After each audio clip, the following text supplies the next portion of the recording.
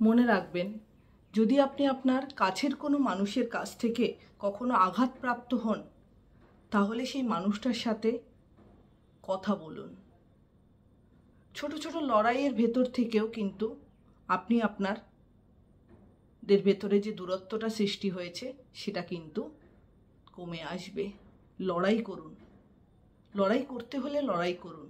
চুপ থাকলে কিন্তু নীরবতা অনেক সময় দূরত্ব বাড়িয়ে দেয়, কাছের মানুষগুলোকে অনেক দূরের করে দেয়। কাজেই নীরবতা ভঙ্গ করে কমিউনিকেট করুন সেই মানুষটার সাথে, ভালো লাগার ভালোবাসার মানুষগুলোর সাথে। কমিউনিকেশন কিন্তু অনেকটা দূরত্ব কমিয়ে দেয়, আর যত নীরব থাকবেন তত কিন্তু দূরত্ব বাড়িয়ে দেবে, সম্পর্কগুলোকে আরও তিক্ত করে তুলবে। কাজেই সম্পর্ক টিকিয়ে রাখার জন্য কমিউনিকেশন খুব দরকার।